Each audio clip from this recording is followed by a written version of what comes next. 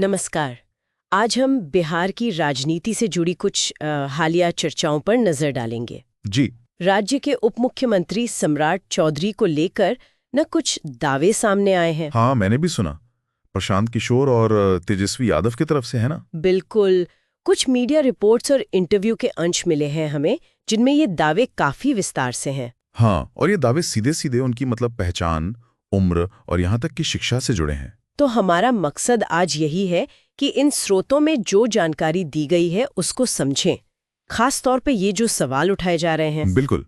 इन स्रोतों में जो आरोप हैं वो काफी विशिष्ट हैं, जैसे नाम को लेकर, उम्र के रिकॉर्ड्स में फर्क, शैक्षणिक योग्यता। तो चलिए एक एक करके देखते हैं कि स्रोतों में क्या बताया गया है। ठीक है, तो शुरुआत करते हैं पहचान वाले दावे से। एक स्रोत प्रशांत किशोर के हवाले से कह रहा है कि सम्राट चौधरी का असली नाम राकेश कुमार था। जी हाँ, और इसी से जुड़ा एक और गंभीर आरोप ये लगाया गया है कि जब वो विधायक थे तो किसी गलत हल्फनामे के चक्कर में अदालत ने उनकी विधायकी रद्द कर दी थी, कथित तौर पर। अच्छा। और दावा ये है, जैसा स्रोतों में है, कि इसके बाद राकेश कुमार तो जैसे गायब हो गए और फिर सम्राट चौधरी सामने आए। ये तो काफी सुनने में ही अजीब लगता है। बिल्कुल। और ये बातें प्रशांत किशोर के बयानों के आधार पर मीडिया में छपी हैं। अच्छा, फिर उनकी शुरुआती पढ़ाई पे भी सवाल है। प्रशांत किशोर का एक और दावा बताया जा रहा है कि वो 7वीं कक्षा में फेल हो गए थे। ये भी स्रोत कह रहे हैं। हाँ, ये दावा भी प्रशांत किशोर के हवाले से ही बताया गया है स्रोतों में। और देखिए, उम्र का मामला तो और भी उलझा हुआ लगता है। उम्र वाला वो कैसे? चुनावी हल्फनामों का हवाला दिया गया है। एक स्रोत तेजस्वी यादव का जिक्र करता है। हाँ। उन्होंने कहा कि 2005 के हल्फनामे में चौधरी की उम्र 26 साल थी। फिर 2010 में 5 साल बाद उम्र हो गई 28 साल। क्या 5 साल में सिर्फ 2 साल? हाँ, यही तो। 5 साल में उम्र सिर्फ 2 साल बढ़ी, लेकिन फिर 2020 के हलफनामे में उम्र अचानक 51 साल बताई गई। एक मिनट, 2010 में 28, 2020 में 51, 10 साल में 23 साल बढ़ गई। जी हाँ, 10 साल में 23 साल का उछाल। ये आंकड़े तेजस्वी यादव के हवाले से स्रोतों में दिए गए हैं। ये तो सचमुच, अगर ये हलफनामों के ही आंकड़े हैं जैसा स्रोत कह रहे हैं, तो ये तो समझ से परे है। प्रशांत किशोर ने भी कुछ कहा इस पर। हाँ, प्रशांत किशोर ने भी उम्र में इस तरह की विसंगति का जिक्र किया है।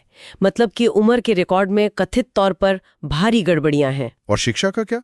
एक तरफ आप कह रहे हैं 7वीं फेल होने का दावा। बिल्कुल। और दूसरी तरफ तेजस्वी यादव के ही हवाले से एक और आरोप है, जैसा स्रोतों में मिलता है। वो क्या? कि उन्होंने मैट्रिक पास किए बिना ही कथित तौर पर कामराज यूनिवर्सिटी से पीएचडी या डीलिट की डिग्री हासिल कर ली। बिना मैट्रिक के पीएचडी?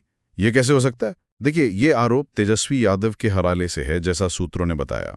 ये अपने आप में एक बहुत बड़ा दावा है। लेकिन इसमें एक और बात है ना, मुझे याद आ रहा है, एक स्रोत ने बिहार विधान परिषद की वेबसाइट का जिक्र किया था। हाँ, क्या था? वहां उनके नाम के साथ डॉक्टर यानी पीएचडी लिखा है, पर ये नहीं बताया कि कहां से कब की। सही कहा। तो यहाँ जानकारी में एक तरह का विरोधाभास साफ दिखता है। एक तरफ मैट्रिक पास ना करने का आरोप, दूसरी तरफ वेबसाइट पर डॉक्टर की उपाधि, पर उपाधि का ब्यौरा नहीं। और इन सब व्यक्तिगत आरोपों के अलावा उनके राजनीतिक सफर का भी जिक्र है। जी हाँ, स्रोतों में ये भी बताया गया है कि कैसे वो पहले आरजेडी में थे, फिर बीजेपी में आए, और विधानसभा में तेजस्वी यादव के प्रति उनकी जो कथित तौर पर काफी सख्त भाषा थी, उसका भी उल्लेख है। अच्छा। एक यूट्यूब वीडियो ट्रांसक्रिप्ट का भी हवाला दिया गया इस संदर्भ में। और ये सारे दावे उस प्रशांत किशोर की तरफ से भी आ रहे हैं, जो अब खुद राजनीति में सक्रिय हैं, अपनी जन सुराज पार्टी बना रहे हैं। बिल्कुल। और एक सर्वे का भी जिक्र है जिसमें उन्हें मुख्यमंत्री पद के लिए तीसरी पसंद बताया गया है। तो ये राजनीतिक कोण भी है इसमें। सही। पर देखिए, यहाँ ये बात दोहराना बहुत जरूरी है कि हम सिर्फ वो जानकारी आप तक पहुंचा रहे हैं जो हमें इन उपलब्ध स्रोतों से मिली है। मीडिया रिपोर्ट्स हैं, इंटरव्यू के अंश हैं। हाँ, हम इन दावों की सच्चाई की पुष्टि नहीं कर रहे। बिल्कुल नहीं।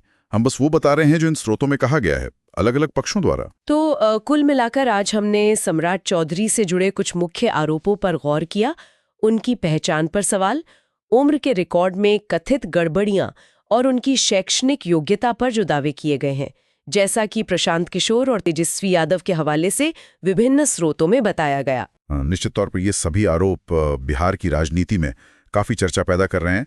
अब देखना ये होगा कि इन पर आगे क्या प्रतिक्रिया आती है। क्या कोई स्पष्टीकरण दिया जाता है या नहीं? हाँ, जैसा कि स्रोतों में भी ये सवाल उठाया गया है। और अंत में एक सवाल जो शायद सोचने पर मजबूर करता है, जो इन स्रोतों को देखकर मन में उठता है कि जब राजनीतिक प्रतिद्वंद्वी सार्वजनिक पदों पर बैठे लोगों के रिकॉर्ड पर इतने विशिष्ट विवरणों के साथ सवाल उठाते हैं, जैसे हल्फनामे की तारीखें, कथित स्कूल रिकॉर्ड वगैरह, तो ये हमारे सार्वजनिक जीवन में पारदर्शिता और जवाबदेही की जो पूरी व्यवस्था है, उसके बारे में क्या संकेत देता है? ये वाकई एक अहम सवाल है सोचने के लिए।